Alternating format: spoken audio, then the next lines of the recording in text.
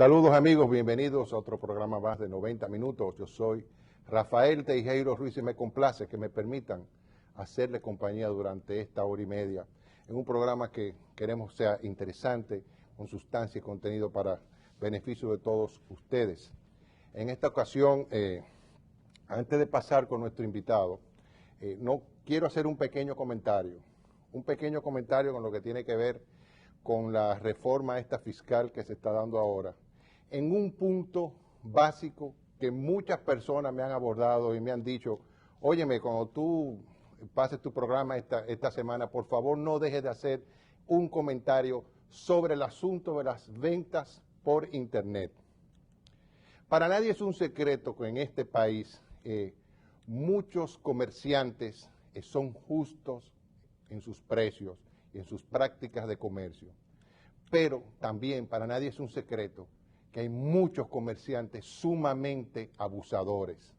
Y nosotros decimos que esa parte del proyecto de ley de reforma fiscal que tiene que ver con la anulación de un decreto que data del año 2005 y que permite que también se recoge en el Tratado de Libre Comercio, el DRL-CAFTA, donde no se aduaniza mercancías por valor de hasta $200, no se aduaniza, significa que usted puede traer cualquier tipo de mercancía hasta $200 y eso no se le va a consignar ni se le va a calcular lo que tiene que ver con el arancel de aduana. Ahora bien, quitar eso, sacar ese beneficio que tiene la población, nosotros decimos que es el golpe de gracia a la clase media. Ya ese era el último bastión, nosotros lo decimos y lo decimos por experiencia propia, muchas personas, muchos conocidos, muchos amigos nos lo han dicho, ya ese era el último bastión que le quedaba a la clase media de defenderse de toda esa cantidad, ese aluvión de cosas negativas que le cae a un segmento de la sociedad que está en el medio del sándwich, que es el jamón y el queso del sándwich. Lamentablemente la clase media no tiene quien la defienda. Esa parte de la venta por Internet la van a sacar. Quisiéramos que no fuera así, ya fue aprobado en primera lectura a la hora de grabarse este programa. Y quisiéramos ver, no sé, por cualquier forma, eso se pudo haber cambiado. Ese respiro, ese tubo de oxígeno que tenía la clase media, no solamente la clase media, aquí todo el mundo traía pequeñas mercancías, porque ¿qué son $200, señores? Aquí cualquier persona se compraba su relojito, $25, $30, su camisa, sus zapatos, sus tenis, su vestido, las mujeres, todas esas cosas que le hacen un poquito, no es consumismo, sencillamente computadoras, aditamentos, programas, todas esas cosas, aunque ya el asunto de la computadora no están, no se aduaniza, pero sí muchísimos periféricos que ya lamentablemente no vamos a poder tener acceso a eso. Ha sido el golpe de gracia a la clase media, a la clase que sencillamente no tiene ya dónde buscar una burbuja de aire para respirar. Señor director, si es tan amable.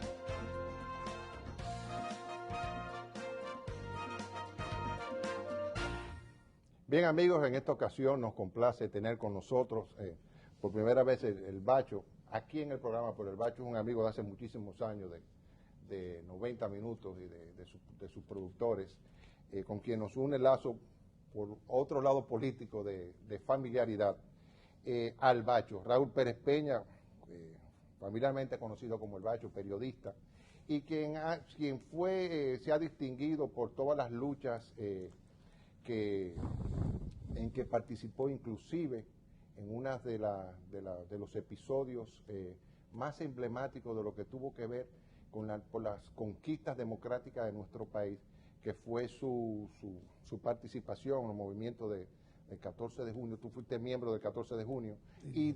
y de su lucha en las manaclas.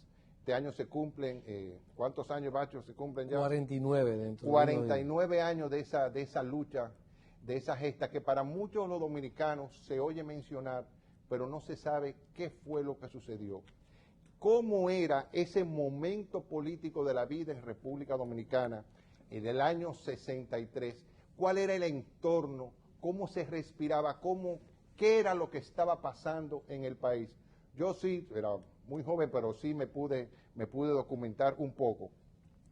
Y yo me atrevo a adelantarme y decir que como yo lo veo, como yo lo entiendo, el Bacho que me pueda corregir, esa lucha que tuvo esa expresión en las manaclas, en subir a las montañas, a las escarpadas montañas de Quisqueya, como muy bien dijo Manolo Tavares Justo en aquel famoso discurso, no fue más que sencillamente el reclamo de la vuelta y la reposición del gobierno del profesor Juan Bosch, que fue destitucionado el 25 de septiembre del año 63.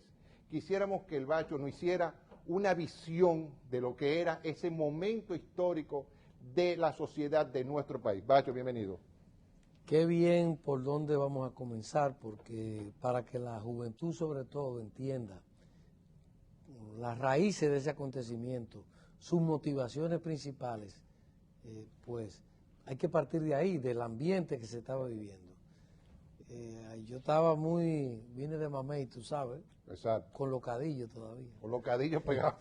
Pero ya vivía aquí en la capital y frente al 14 de junio nada menos. Sí. Yo hacía vida cotidiana en el movimiento 14 de junio a raíz de la muerte de Trujillo. Pues se produjo un destape, sí, un destape de lucha política, de forcejeo, y ese destape pues tenía en el movimiento 14 de junio la entidad política más pura, más íntegra, porque los otros venían con su pro y su contra, ¿no? La Unión Cívica se creó ese día, pero independientemente del Viriato y de José Antinoe, del papá, de don Antinoe Fiallo, que eran gente pura, pero Vaquero, el doctor Vaquero, el psiquiatra. Ahí había de todo, ¿no? Sobre todo de intereses, no estamos hablando de gente mala ni buena en sí, sino de sectores que confluían en el panorama político.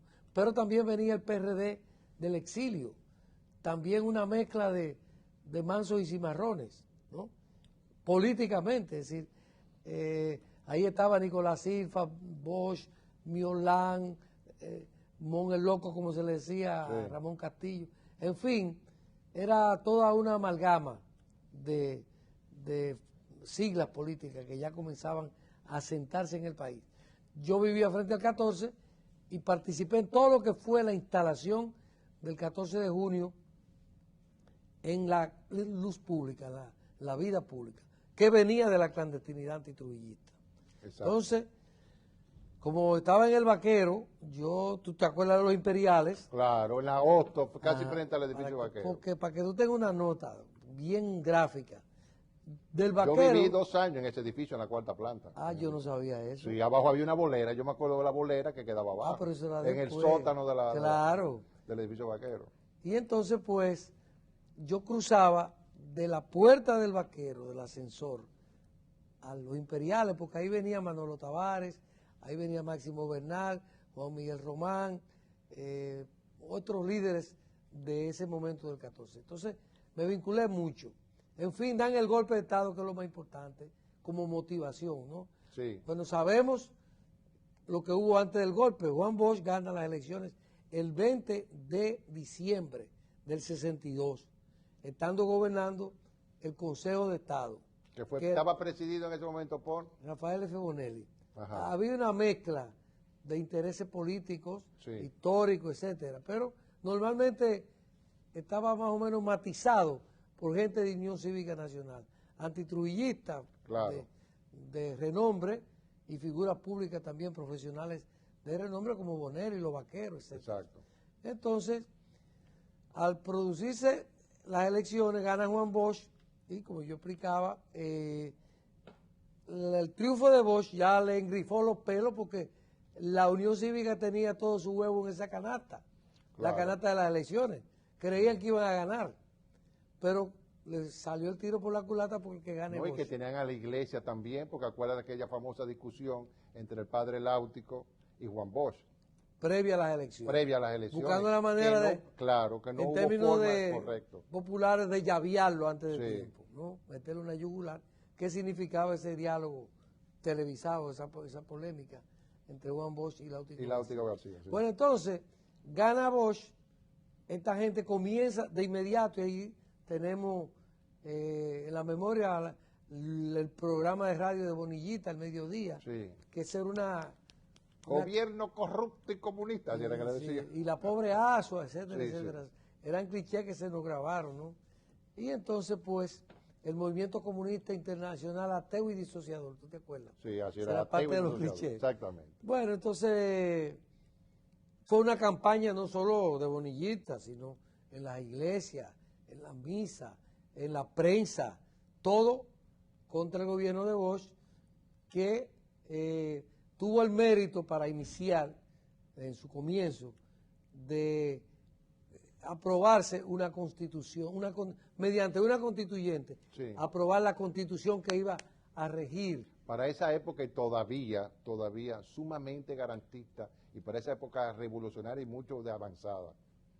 Sí, claro, la constituyente, claro, hasta el día de hoy, ¿no? Exacto. Tiene aspectos que hoy hay que reconquistarlo. Hay que reconquistarlo. Exacto. Bueno, entonces, Bosch comienza con algunas cosas que no son de un gobierno revolucionario, pero bueno, comparado con lo positivo, lo positivo era mucho más. El 14, que ya estaba instalado ahí, con Manolo y con programas de radio en toda la provincia. Pero Manolo perteneció al gobierno del PRD. No, nunca. Nunca. Okay. Ninguno de nosotros. Ninguno de los del 14 de Yo lo dije el otro día en el periódico. Nunca entré, mira que yo vivía ahí a una cuadra y media. Sí. Nunca entré al PRD. Entonces, oye, y nunca entré a la Unión Cívica. Bacho, yo quiero que tú me aclares o que me digas que por qué si el 14 de junio fue parte de esa victoria democrática que fue esa victoria del PRD en ese año, en esas elecciones, ¿por qué el 14 de junio? ¿Qué fue lo que hizo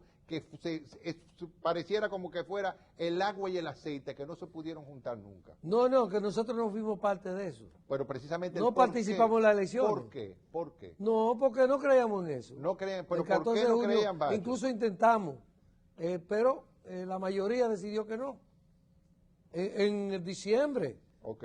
Entonces, lo que pasó es que frente al gobierno de Bosch, eminentemente progresista, sí, ¿tú me entiendes?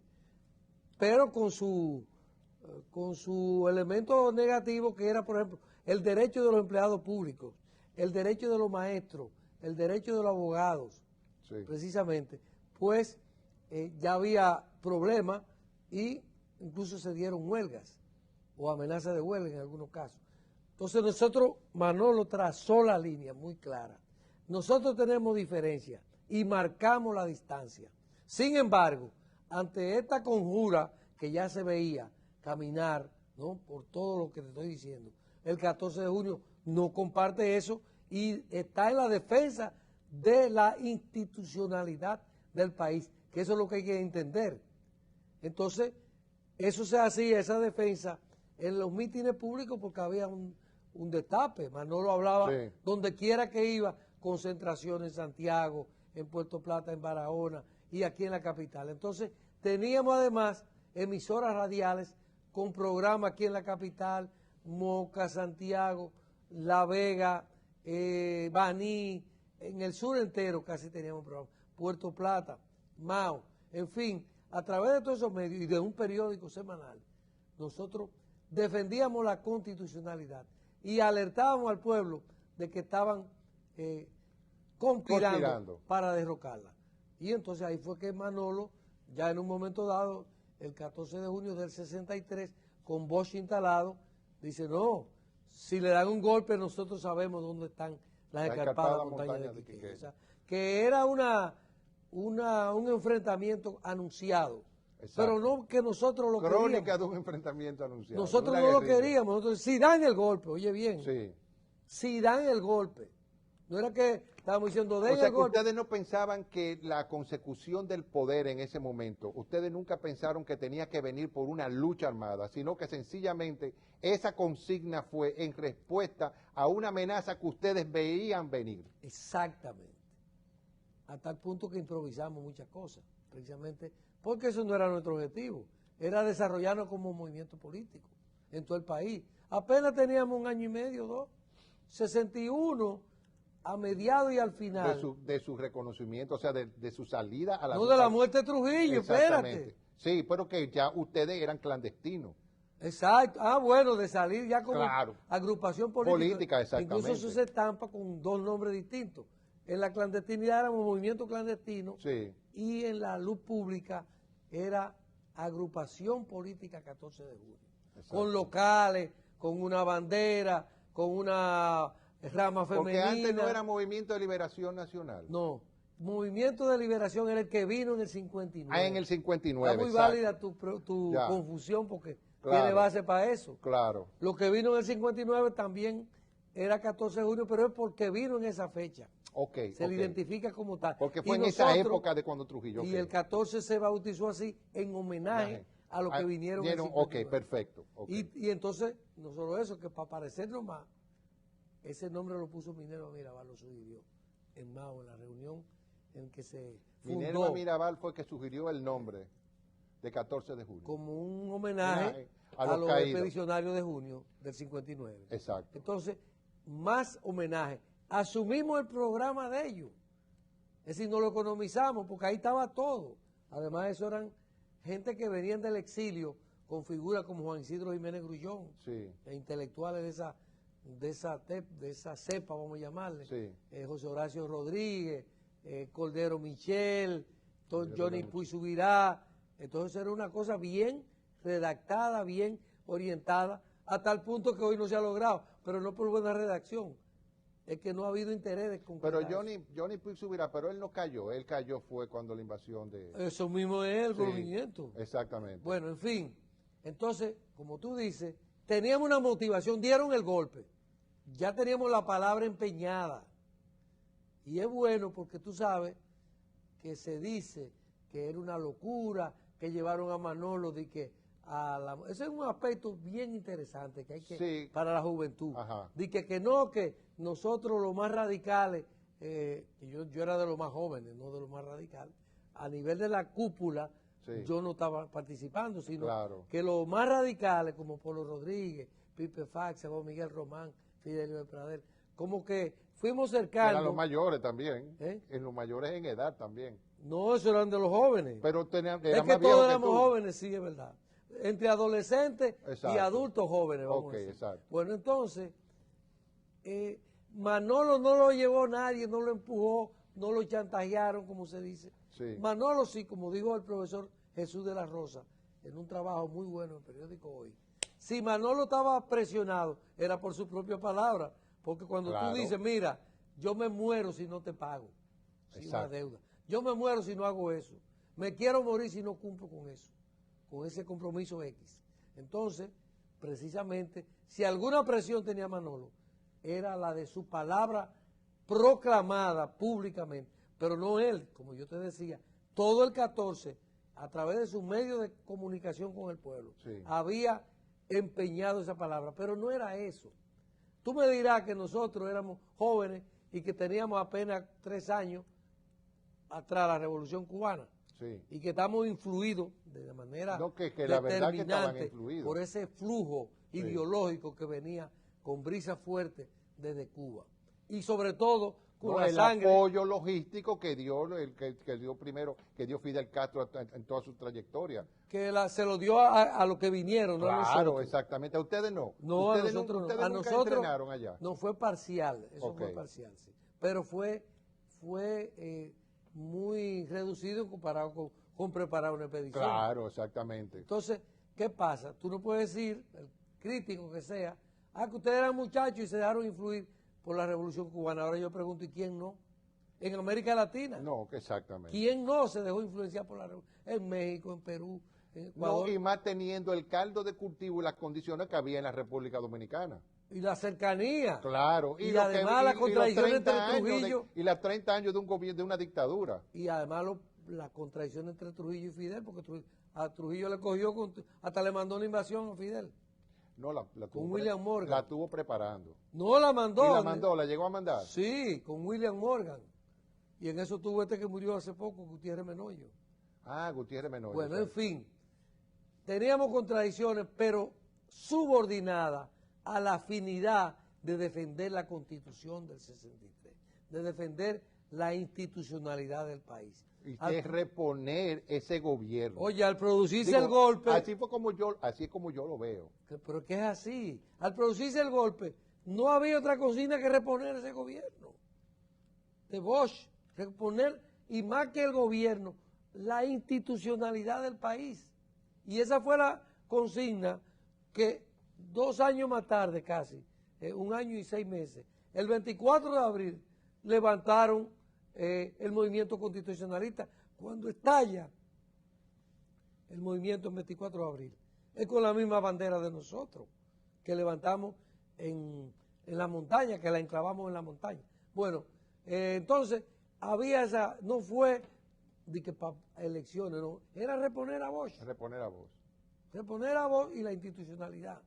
Ahora nosotros nos fuimos, por supuesto, por 6 frentes. Oye bien. Sí, que eso es un aspecto que yo quisiera discutir contigo, porque si bien la base de la lucha de guerrillas es pocos hombres moviéndose rápido en diferentes escenarios, atacando en diferentes... esa misma unidad. Entonces, lo que yo no entiendo, cómo fueron tantas personas las que subieron. Oye, ya cuando tú hables, un pelotón, ¿tú me entiendes? Ustedes tenían, ¿por qué tantas personas y por qué tantas personas que no tuvieron ese entrenamiento adecuado? Bueno, las 2 preguntas son muy nodales, ¿no? Primero el entrenamiento, yo te lo voy a graficar. Yo me entrené en la universidad corriendo. ¿Tú te entrenabas en la universidad corriendo? Con Danielito Fernández, un estudiante de medicina que me lo mataron en la Manacua. Pero era nada más la parte física. Exacto. Déjame decirte que me ayudó mucho. Claro. Porque allá me defendí como un gallo. Sí. A mí me pusieron a tal. ¿Tú casualidad de 7 Mesinos? ¿Tú fuiste 7 Mesinos? Sí. Ajá. Mira, no lo sabía, macho. Yo tampoco sabía que esa era una facultad que ayudaba. Tú eres 7 Mesinos. Un origen, sí. De verdad, de verdad. 7 meses. A tal punto que cuando me preguntan, ¿por qué te dicen bacho? Digo, sería porque yo era un bicho. 7 Mesinos. Bueno, en fin. Esa parte de la falta de entrenamiento parcial porque, por ejemplo, nosotros teníamos 2 guerrilleros entrenados en Cuba. Sí. 2 de nosotros. Fueron entrenados en Cuba. Ya habían estado entrenados en Cuba. Y otros sabían manipular las armas. Y yo no era un experto, pero ya yo me había calentado un poco en Constanza con Juan Miguel Román, que íbamos los fines de semana a tirar. Sí. ¿Tú ves? Entonces, esa es una parte de lo que pudo tal vez determinar el cansancio, el agotamiento físico, ¿no? Sí. La falta de entrenamiento, etcétera. Pero te quiero aclarar algo. Nosotros éramos mucho relativamente porque eran 6 montañas, 120 y pico de hombres en 6 montañas. Te da a 20 y pico. Sí, pero 20 y pico. Pero que la idea era dividir. También. No, está bien, buena pregunta. Todavía ahí se mantiene como buena pregunta. Sí. La aclaración esa segunda parte, es que te voy a decir el caso de nosotros. Nosotros llegamos muy normal, se nos quedó un guía arriba el mismo día que subimos. Te voy a contar una anécdota que pichaba Juan Marichal. Pichaba Juan Marichal. Y nosotros veíamos una camioneta buscando la loma de Altamira y al pasar por el play con todas las armas, lo que estábamos hablando era que Marichal había pichado muy bien. Y entonces, pues, eso fue como un cuento para una manta para pasar normal por el cuartel. Sí. Bueno, subimos a la montaña, se nos queda uno de los guías locales de la zona, pero se nos quedó otro con nosotros. Pero con tan mala suerte que la segunda noche se nos perdió ese también. ¿Y cómo se le perdió? ¿O se metió en miedo? Se metió en miedo, salió huyendo. Eso es muy normal, el claro, miedo de los humanos. Claro. Bueno, nos quedamos sin guía. En fin, pero manteníamos ese criterio y la idea de que ahí íbamos a permanecer, que esa es otra de las cosas que la gente que no conoce no entiende bien. Sí. ¿Tú me entiendes? La idea era permanecer a tal punto que Juan Miguel nos reúne a todos con Sóteres, Peña Jaque. Había un compañero de Mamey, tú sabes dónde yo soy, los Hidalgos, que se llamaba Armandito. Y Juan Miguel dice, bueno, Armandito y Bacho se van a Mamey, por aquí. Digo que, la zona. Que es la continuación de la Loma. Claro. Con otro grupo. Y nosotros, bueno, en fin, aunque no se detalló mucho porque no nos dio tiempo a esa parte de explicar quiénes se iban y quiénes no se, porque había que sobrevivir en primer lugar, adaptarnos a esa cosa. Bueno, tú conoces a Minaya, el papá de Rudy Minaya, que subió con nosotros ya con un dolor tremendo. Y es bueno aprovechar este programa para decir algo inédito.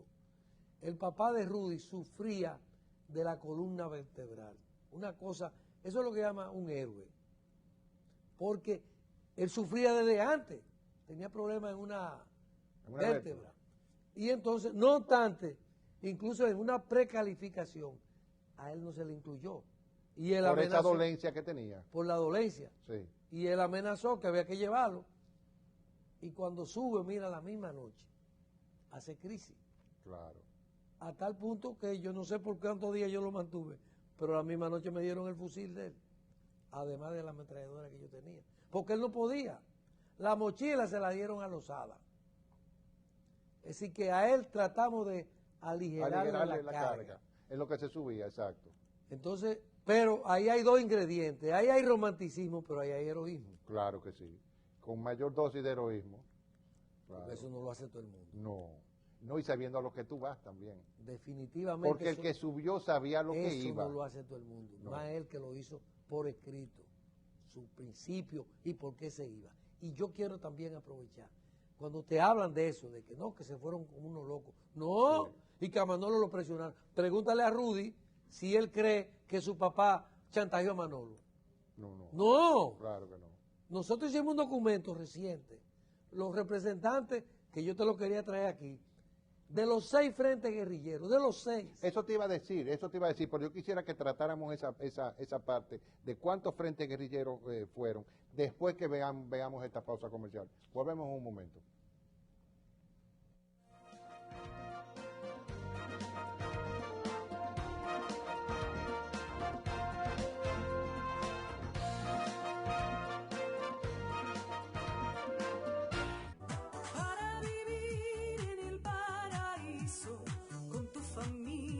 Segura y feliz, compra un solar en Las Caobas, lo mejor en San Francisco de Macorís. Urbanización Country Club Las Caobas, donde compras un solar y te regalamos un hotel. Las Caobas, para vivir en la ciudad pero con un entorno natural y seguro, disfrutando del ambiente exclusivo y las facilidades del Gran Hotel Las Caobas. Solares desde 300 metros cuadrados con todos los servicios y muy ventajosas facilidades de pago. Para vivir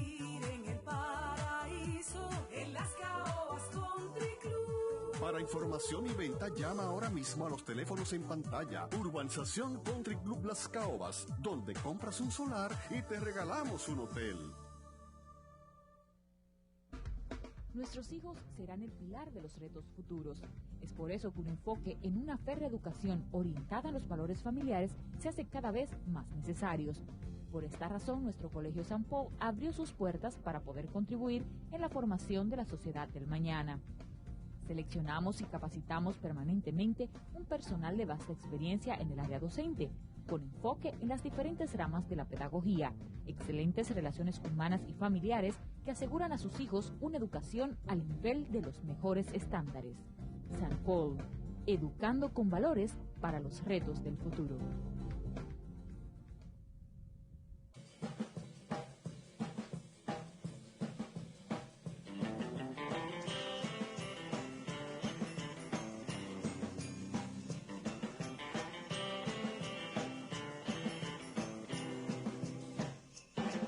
República Dominicana loves fashion with passion. En esta Navidad, realiza tus compras en Anthony. Estadía gratis en el Hotel Grand Paradise Bávaro. Más detalles en la prensa. Anthony's. Nueva tienda, nuevo estilo. Ahora también en Agora Mall.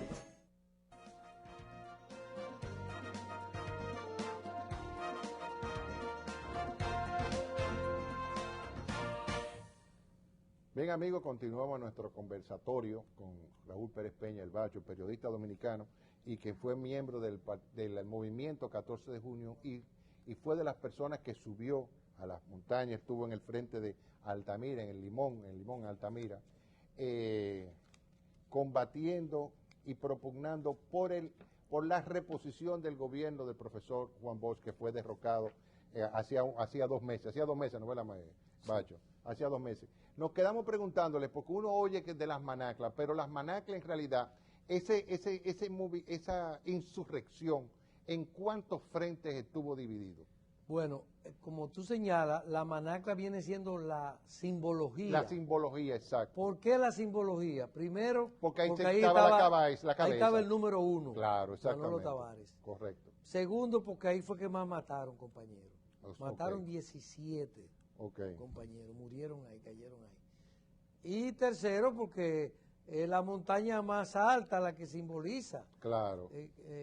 Nosotros decimos, porque la manacla está al lado de la diferencia, que es un paraje, ¿no? Campesino, y nosotros decimos que la diferencia es la manacla para diferenciar el movimiento de cuanto iniciativas políticas se levantan aquí, que a veces tú no le ves ni fin, el comienzo lo ves, pero el final no te das cuenta. Ahora, la pureza de ese movimiento no tiene comparación, y por eso nosotros decimos, en cuanto a la pureza, la diferencia de la manacla. Entonces, pero no era la manacla solo, había también donde nosotros estábamos, que era, vamos a decir, en jerarquía de su dirección, estaba Juan Miguel Román, que era una figura, como quien dice, ¿no es verdad? Claro, el hombre de mayor carisma después de Manolo, claro, dentro del 14. Estaba Sóstenes Peña Jaque, abogado de ejercicio, mucho ejercicio, en Santiago, una personalidad aquí, también del 14, y otro compañero como Juancho Caño, que era de Puerto Plata, y Pichi Mella, ¿estuvo ahí? ¿En dónde era que estuvo Pichi? Te puedo contar 2 horas de Pichi. Pichi, oye, después, fuera del aire ya, porque sí. me conozco esa vida. Pichi fue de lo que fue a Cuba. Exacto. Es más, te voy a adelantar algo. Dime. Pichi fue el número 1, el primero que fue a Cuba, a hacer nada menos que un entrenamiento en submarinismo. Es decir, un hombre rana. Un hombre rana. Un hombre rana. Exacto.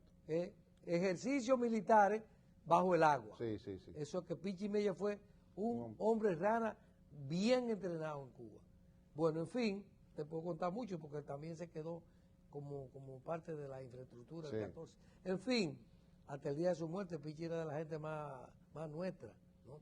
Bueno, entonces, aparte del frente de nosotros que operó en el Limón Altamira, uno metiéndose a la derecha por la carretera, autopista Duarte, antes de llegar a Navarrete. Antes de llegar a Navarrete. Uno sube y por ahí se interna en la montaña y ahí estuvimos nosotros. Luego estuvo en el este, estuvo en Miches, las lomas de Miches, el frente de la Cordillera Oriental, ¿no, verdad? Mauricio Báez, así se llamaba. Figuras emblemáticas, destacadas, emblemáticas. Mira, el principal dirigente obrero del Central Romana en ese momento, José Padua Falé. La figura más conocida en el magisterio en San Pedro de Macorís, Adolfo Pérez Sánchez. El dirigente estudiantil más destacado del país, jefe de la Federación de Estudiantes Dominicanos, Luis Ibarra Ríos, hermano de padre y madre de Julio Ibarra Ríos. Exacto. ¿No? Oye, uno que es también emblemático, pero por sobre todo, artista, yo le llamo el hombre del pincel, el fusil y la pluma, artista graduado de Bellas Artes y profesor de Bellas Artes, Pipe Fax acá. Pipe Fax, exacto. Oye, artista consagrado, poeta y autor de ensayos, y finalmente el fusil, oye, un intelectual, una figura que reúne esas condiciones para quitarse el sombrero. Claro. Bueno, seguimos. En Bonao estaba Polo Rodríguez y Piquitina Lora, que fueron los 2 muertos de ese frente. ¿Que en la Piqui? Sí, la única mujer que participó en el lanzamiento. Sí, sí. Y habían otros compañeros, pero ese operaron también en la Cordillera Central, pero en la parte de Bonao. En la parte de San Francisco de Macorís estaba el Frente Hermanas Mirabal. Ahí estaba Rafael Charjú Mejía y una serie más. ¿Y por el Mogote? ¿Ustedes no subieron al Mogote? Porque hay dos mogotes. No, el que queda en Moca, el que tú ves en Moca. No, ese no. Ese no. Y en el sur estaba el otro frente, que es el Francisco San José de Rosario Ocoa, Sánchez. por ahí. No, en Barahona, en Barahona, pero por la loma de Enriquillo, ahí murió un compañero. Ah, ya. Mota Galarza. Sí, sí, sí. No, Chacú Mota Galarza. O sea que éramos 6 frentes guerrilleros. Debo decirte que ese es el segundo elemento. Oye bien, porque yo quiero establecer. Sí. Y esto es bueno porque se habla poco. O sea, tú sabes que cuando se quiere criticar una cosa, nada más se ve lo malo. Claro. El caso de las armas.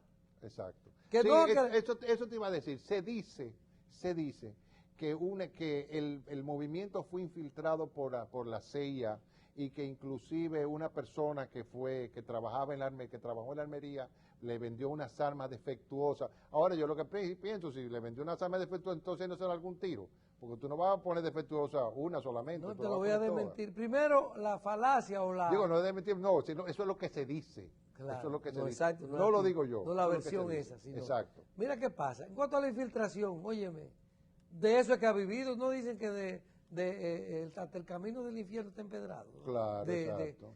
¿No? ¿De qué que está empedrado?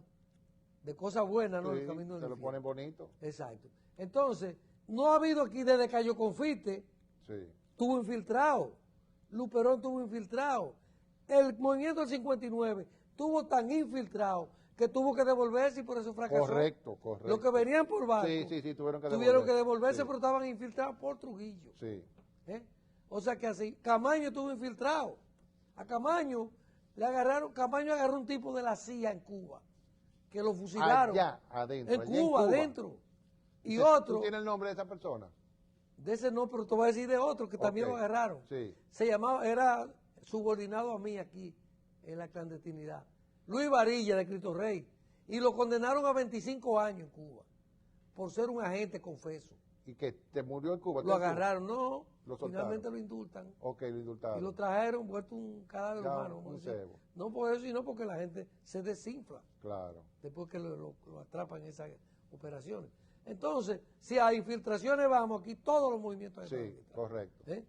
Y no seríamos nosotros los Sí, únicos. pero lo de las armas, Bacho, lo de las armas. Bueno, te diré que yo no era de la jerarquía del 14, porque hay que ser sincero. Claro. Para manejar, bueno, yo lo que era un tigre Pero tú veías. del grupo. tú No, tam- la que nosotros cargamos y la que nos llevamos estaban buenísimas. La de nosotros. Y las otras también, pero no todas tal vez, Exacto. porque yo no estaba en todos los frentes. Claro. Ahora, yo te digo que la mía funcionó, ¿Qué tú tenías? Una Cristóbal. una Cristóbal. Exacto. Esa funcionó. Y funcionó la de nosotros, estaban bien toditas. Porque nosotros tiramos, sobre todo el día que se desencadenó el choque. Ya cuando principal. ustedes exactamente lo atrapan. Yo quisiera esa parte también, Bacho, que es una parte muy humana ahí. ¿Cómo fue eso? O sea, ¿cómo comían ustedes? ¿Ustedes llevaron comida, el agua? Porque cuando tú te metes a una montaña, a una loma, eso, tú crees que tú vas a encontrar un arroyo donde sea, y eso no es así, o que tú vas a encontrar comida, un pajarito para cazarlo. Tú no puedes. No, ¿Cómo no. hacían ustedes con eso? Nosotros teníamos una mochila bien reforzada. O sea, pero ustedes tenían vituallas para cuántos días. Esa es la cosa que no era lo suficiente. Y a partir de la semana ya la cosa era distinta. Y entonces O ustedes desde- no previeron esa logística de tener en esos sitios ya sembrado, ha implantado una reserva de comida, agua, porque eso es muy En la fácil. manacla. Claro, porque se supone que tú tienes que haber planificado, no vamos a subir por este frente, porque mira, méteme ahí 8 meses, 6 meses antes, entiérrame en tal sitio, en tal Sí, coordenada, había, entiérrame y no- agua, y comida, lo que sea. No solo eso, sino quién sabía dónde estaba eso. Ah, te lo tenía. Nosotros lo teníamos. Ok. Boyoyo llamaba, hermano de un famoso exiliado, el doctor Álvarez, que estaba en Venezuela, y papá de uno, como usted estaba vinculado indirectamente con las impresoras, Ajá. familiarmente, Sí. uno que se llamaba Fotomecánica Cipriano. Ajá, exacto. Boyoyo era tío de él, de Cipriano. A tal punto que él hizo un libro con la vida de Boyoyo, Cipriano, el de la fotomecánica. Sí. Bueno, en fin, nosotros teníamos esa preparación, esa comida enterrada, y quién sabía dónde estaba eso, y quién sabía dónde adquirirla en todo caso, ¿no? Sí. En la Manacle estaba una parte que Juan Germán Arias le tiene el nombre, llamaban como un santuario, es decir, era una zona donde estaba todo eso localizado, donde ellos iban a operar, colmado, comida enterrada, zona de frutos. Sí, medicina. Medicina. Claro. Todo eso estaba. Claro, no al nivel. Los críticos podrán decir que no había nada, no había, ¿por qué tú quieres? Que tengamos un colmado o un súper. Con delivery. Con delivery. Oye, mándame, sí, mándame una fría ahora. Entonces, un aspecto muy importante que te voy a contar, que a nosotros se nos acabó lo que teníamos y como se nos había ido el guía, quedamos desamparados. Se huyó el guía. Entonces, comenzó a atacar el hambre y cuando llegamos a una mata de naranja que nos abalanzamos. Arriba de la mata. El compañero. Ahí sí que es pina, no había pina, no había nada ahí. No, lo peor que el compañero que se entrenó en Cuba advirtió que eso podía estar envenenado, un exceso. La naranja puede estar envenenada. Y dijo, oye, a mí que me importa, ojalá está más envenenada, dame otra envenenada. Exactamente. O sea, porque era hambre, hermano. Claro. Bueno, entonces, eso es otro mito. Nosotros, claro, reitero que no era un entrenamiento, que no teníamos todo. Oye, porque si es así no hace falta. Pero ven acá, el calzado, porque se habla mucho también que ni siquiera tenían calzado adecuado. Ese calzado, porque en esa época... Esas son las mejores preguntas que me han hecho, porque esas son el incitus de la cosa, ¿no? Sí.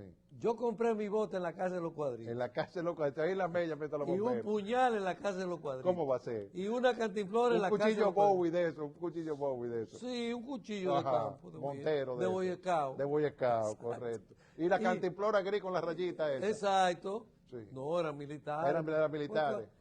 ¿tú sabes dónde yo compré? En la casa Oliva. En Oliva. Gracias por todas en la calle El Conde. Abajo del Vaquero, viejo. Al lado de Vaquero, ahí mismo, sí. Sí, exacto. Después conocí yo Todavía está la casa de no, Oliva, pero que hay un hijo de él que hay un hijo de él, un gerente A y B que le llaman. Sí. No, él tiene una cosa ahí en la Avenida México que vende armas. Pero no ese. Sí, hay un hijo de él que se quedó. Hay uno de los muchachos de Oliva, que es más buena gente, que estuvo una vez en un hotel aquí. Y él me dijo, yo soy Oliva, de lo de la casa Oliva. Digo, sí. Ahí compré yo cantimplora. Porque nosotros un paquete estábamos en el Vaquero. Ya. Y yo donde quiera que vendían cosas de esas, yo iba a buscarle. Porque yo era el que más conocía aquí, tú ves. Sí. Bueno, en fin. Pero yo quiero aclararte algo muy importante, que es político, no quiero que sea. Mira, te decía, teníamos un motivo para el alzamiento. Sí. Derrocaron a Bosch. Sí. Reconstruir, reconquistar la Constitución. Repóngame ese hombre ahí. Exacto. Un motivo, ¿eh? Claro. 2, un partido a nivel nacional. Cosa que no había en el 59. No. Ni Camaño tenía. No. Un partido a nivel nacional. El 14 de junio, con filiales en todos los municipios estructurado políticamente, exacto. Y con un ímpetu tremendo. Claro. Y con un nombre. Y un discurso. Con una... Y un discurso. Y una mística. Y una mística, correcto.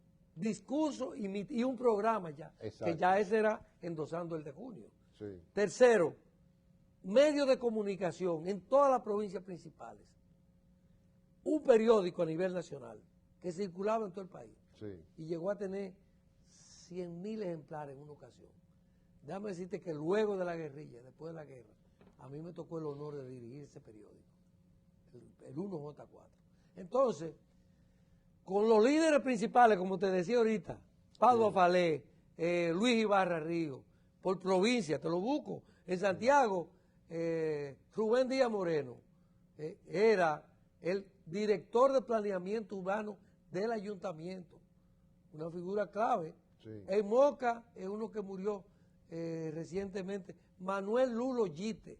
Lulo Yite, que eran 3 hermanos. Sí, doctor, en Moca. Había un médico, un abogado y un ingeniero. En Puerto Plata los líderes juveniles, bueno, todos éramos jóvenes. Sí. Pero de la juventud de Puerto Plata, los demás impactos, los demás incidencias en la juventud deportiva.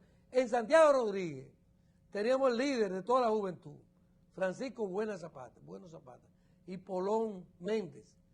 Y en Mao teníamos 6 guerrilleros. O sea, fíjate cómo ese reparto, esa distribución con líderes o figuras destacadas de las distintas provincias o regiones, pues también es de los créditos que hay que acuñar. En Barahona ni se diga, Berto Batista, Ángel Luis Panela y una pléyada de jóvenes destacados de la provincia, pues fueron los que se fueron a la montaña. En Baní también, José Homero Bello Suriñac y otros también fueron a la montaña y eran gente del 14 que la gente sabía que estaba ahí arriba. O sea, y arriba de eso, pues,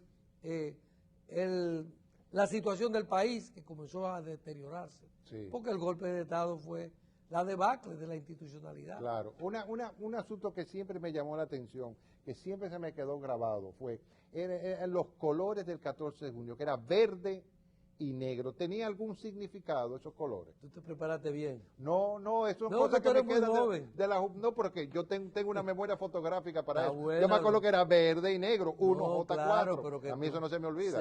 Mira, lo que es eso, y Yankee Go Home, escrito, que me acuerdo yo en la pared, eso no se me olvida. Pero te voy a decir una anécdota buena de eso. Dime. Del 14, mira, los colores nuestros como entidad son verde y negro. Exacto. ¿Por qué? Decimos, el negro del luto, que viene de los muertos del 59 y de la clandestinidad, y el verde de la esperanza. De la esperanza. Es poético. Claro, una simbología tremenda. Una simbología tremenda. Claro que sí. Y por eso el eslogan, también muy romántico, pero está conectado, dice, dulce y decoroso morir por la patria. Claro. Muy bonito también, es una frase de Martí. Exacto. ¿No? Pero te quiero decir de las expresiones también. Generoso Ledesma, que trabajó con Julio así mucho tiempo, me hacía un reconocimiento que tenía más afinidad conmigo por eso, más que por la política luego de las décadas. Pero él me hacía un reconocimiento que me ponía como de la gente pionera en la propaganda callejera del país. Primero porque yo en la UAS me hice un experto graduado en repartir volantes. En panfletear. Sí. Y además dirigí con Narciso el periódico Fragua. Sí, Fragua, yo me acuerdo. Y con José Israel, estuvimos ahí involucrados.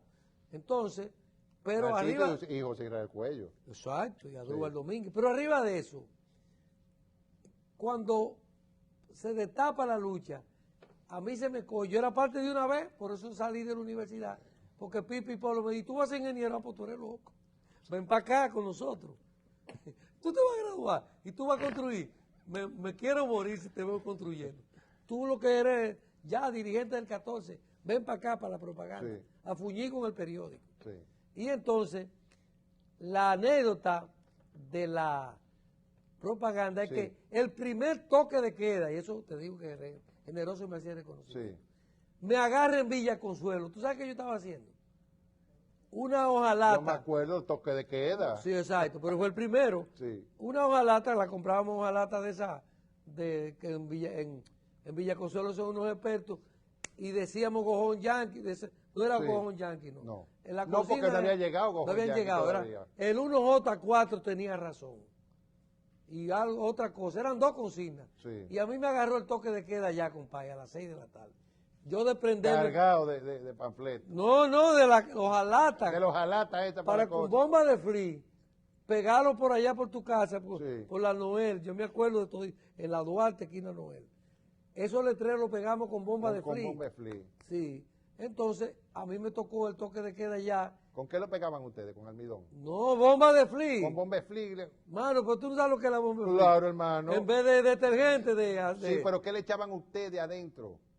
No, el puro de la pintura. La pintura. Pintura. Ahí.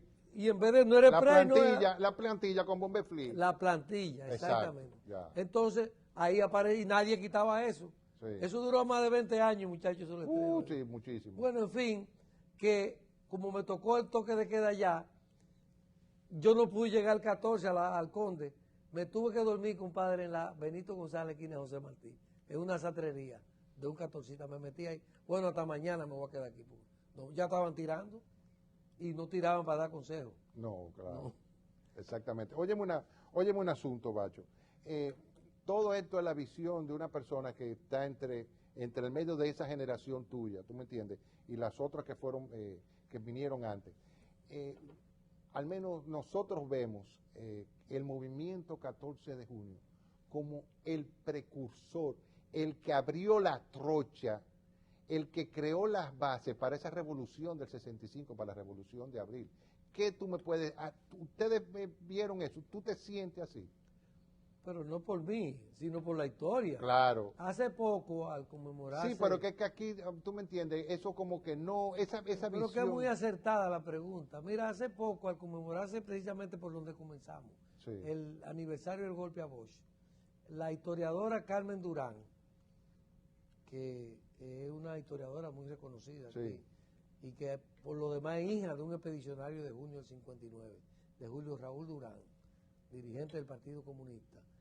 Ella decía lo que tú estás diciendo, que la respuesta contundente al golpe fue el alzamiento de la claro guerrilla. que sí, claro. Eso es irrebatible. Contundente e inequívoco, ahí mismo, ahí rápido. Sí, y fundamental. Y fundamental, exacto. Sí. Que tuvo su rastro, su gráfica, su sello sangriento, con 30 muertos, 29 claro muertos. Que sí, claro. Con el líder principal muerto. Sí, pues se inmolaron, indiscutiblemente. O sea, ahí ellos no sabían puede lo que haber iban, claro. de duda, de que exacto, no, que eso no se le puede regatear. Y óyeme, y ojalá uno que no tenga ese mérito, pero fue eso definitivamente, en cuanto a los muertos. sí, 29 muertos no se pueden ignorar. claro. Y sobre todo, que ese movimiento, como tú señalas, en su fundamento, fue el que se levantó de nuevo en abril del 65. Claro que sí. Que ya habían conspiraciones, pero Claro eso que sí. es que pero eso es el fruto de ese germen que se implantó es que y de esa es, respuesta que hubo. Claro es que esa sí. es la historia. Exacto. En definitiva, fíjate como tú Claro. decías, nosotros Es fuimos... el devenir, tú me entiendes, de esa maquinaria, de esa rueda que se inició ahí. La concatenación. Correcto. Como nosotros tomamos la bandera del 59, con Sí. programa y todo, y lo enarbolamos, hasta el nombre se lo dedicamos a ellos. Claro. Usted no puede regatear esa cosa. Exacto. Entonces nosotros levantamos la consigna de regreso a la Constitución, que fue la misma consigna de abril, Exactamente. o sea, más concatenación. Y Claro. eso es bonito porque eso le permite a la juventud entender más la historia. Claro. Ah, pero espérate que esto repoyó por aquí. Exactamente. ¿Tú me entiendes? Ahora, Bacho, ya para finalizar, ¿tú te sientes toda esa lucha, todos esos sacrificios de tanta gente, tanta sangre, ustedes se sienten reivindicados con lo que ha sucedido a través de la historia? No, mira, ese es un término, una otra pregunta muy acertada tuya, porque a veces se dice de que si valió la pena. Exacto. Y yo digo que no, que todavía que eso lo pueden decir, como ya se ha establecido, los cubanos y los tupamaros, Claro. los tupamaros que pasaron la del diablo, Los, pero están en el los poder. sandinistas. Sí, los sandinistas. Exacto. ¿No? Pero nosotros no podemos cantar victoria, porque comenzando con el mismo programa de junio, no, al contrario, está trunco. Y lo más penoso, ¿tú sabes qué es? Que son los dos hijos políticos, Juan Bosch, por lo que nosotros nos fuimos a la montaña. El Claro. PLD y el PRD son los que han dominado este país en las últimas décadas. Sí, señor. Y tú le dices, no se ha logrado. Eso fue ridículo y irrespetuoso, yo diría. Yo creo que fue el presidente del Senado o el mismo Danilo Medina el otro día, cuando se conmemoraba. No, eso está ahí como una agenda, como en la agenda y como en el sueño por realizar. ¿Qué diablo es sueño? Eso fue una consigna, es decir, un legado de Juan Bosch, un gobierno truncado por la intolerancia política. Entonces no es posible que los hijos políticos de Juan Bosch estén hablando de que eso es un sueño. No, ellos no van a admitir que son los culpables, no se van a echar esa canana arriba. Pero si aquí está truncado el sueño de junio, es porque los sectores políticos, vamos a decir conservadores, Sí. Bueno, no me gusta mucho la palabra, pero vamos no me gusta. Exacto. Son recalcitrantes en última instancia, ¿no? ¿Por qué? Porque, ¿y qué es lo que ha pasado en este país? Este país lo han dominado. El reformista, que a eso sí no se le puede acusar, porque eso nunca fueron de izquierda. Exacto. Pero el PRD hijo de Juan Bosch. No es así, políticamente, claro, como instrumento. Y el PLD también. O sea, que si los sueños de los héroes de junio y los sueños de Bosch para hacer un gobierno, señores decentes, señores honestos, un gobierno que no le ponga la mano al erario, al dinero público. Oiga, si eso no está, esas culpas no son de España. O sí, no son de España. Esas son las culpas de quien ha manejado el país. Entonces, por eso Bacho no está contento. Y si va a hacer una exposición como estoy pensando hacerla, le va a poner la memoria insatisfecha, la memoria no realizada, que hay que realizar además. O sea que hay que satisfacer, porque esos muertos están ahí. Claro. ¿Y tú crees que Camaño estaría contento con esto? Y el sueño de Abril fue dominación, de soberanía plena. Sí. A Mauro y Germán estuviera peleando, y quién sabe dónde ahora mismo. ¿Tú me entiendes? Y lo mismo que la LANE. Entonces, yo no me puedo sentir satisfecho. Y por eso tengo ese vacío de que la cosa que yo luché, por la que yo luché, yo tengo la ventaja de que estoy para contarlo. Claro. Pero si a Mauri me sale de noche, mira, aquí no se ha dado nada de lo que tú moriste. Es más, te lo voy a contar con una anécdota muy fuerte. La mamá de Berto Giordano, la Dane José, Sí. quien era mi hermano, que en Cuba dormíamos en un camarote. Oye, ¿cómo es? Sí. Yo arriba y él abajo. Y que estudiamos y que nos integramos en Cuba con la juventud comunista, sobre todo yo porque estaba más en lo militar. Yo estaba más en lo político. La mamá de Berto Ladane José me dijo un día, Bacho, eso tampoco lo he dicho públicamente. Y entonces, ¿para qué mataron a mi hijo? Ya entre contra, Bacho, qué pregunta. Cuando ella me pregunta eso, digo, bueno, yo me emocioné como estoy emocionado. Claro, cualquiera. Porque entonces, ahí, para esto fue. Exactamente. Yo pregunto, para esto fue que luchó a Mauri, Camaño, Manolo. Busca todo el proceso, toda esa sangre derramada desde el 61 al 2012, mi hermano. Todos esos muertos, esos cementerios, deben estar revolcándose en su respectiva tumba, porque por esto no fue, y no por satisfacción personal, sino las condiciones que tú sabes que vive este pueblo institucionalmente, socialmente, desde el punto de vista de la educación, la salud. Oye, Julito hizo algo, ya no va a dar tiempo, de cómo las cosas han cambiado, pero finalmente estamos encadenados a unos sistemas de educación y de salud, que es la privatización, Claro, y que son la marginación de la gran... No hay acceso. Aquí, ¿cuántos viven al margen del sistema de seguridad social? Tú sabes más que yo. Claro.